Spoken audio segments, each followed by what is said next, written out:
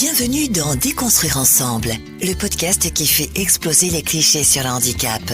À travers chaque épisode, vous entendrez la voix et le regard sans filtre de Nathalie Gène, une femme engagée, unijambiste, stomisée, vivant avec un spina bifida et une hydrocéphalie valvée. Elle y partage ses galères, ses combats, ses joies. Et surtout, une vision directe, humaine et sans concession de la vie avec un handicap. Ici, on parle vrai, on rit, on doute, on déconstruit ensemble. Hello à toi et bienvenue dans Déconstruire ensemble, le podcast qui explose les clichés sur le handicap. On nous vend Mythique comme l'endroit où naissent les histoires d'amour, mais quand tu vis avec un handicap physique, est-ce que l'histoire commence vraiment pareil ?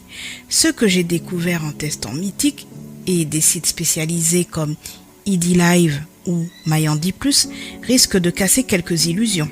Au lieu du supermarché Tinder, j'ai choisi de plonger dans Mythique, la plateforme la plus connue en France pour les célibataires sérieux. Leur promesse, des profils vérifiés, une vraie communauté, des rencontres de qualité. Et en parallèle, j'ai testé des sites spécialisés, handicap valide, comme ID Live et MyHandy Plus. Sur le papier, Mythique, c'est le gage de sérieux, d'authenticité, de respect.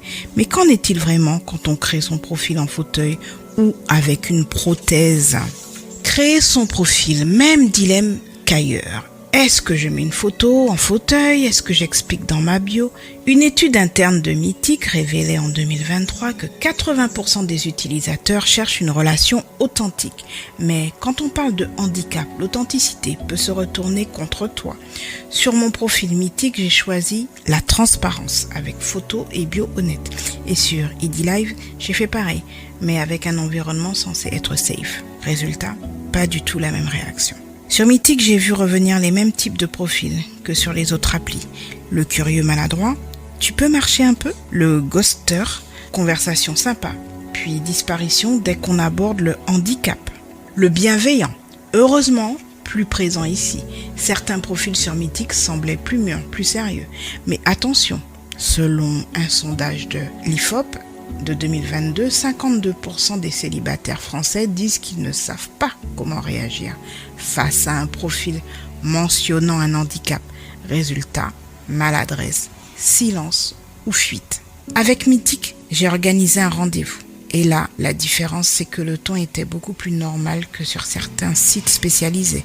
On a discuté de films, de voyages. Le handicap, 5 minutes dans la conversation, puis basta. Le vrai choc, ce n'est pas que les plateformes spécialisées existent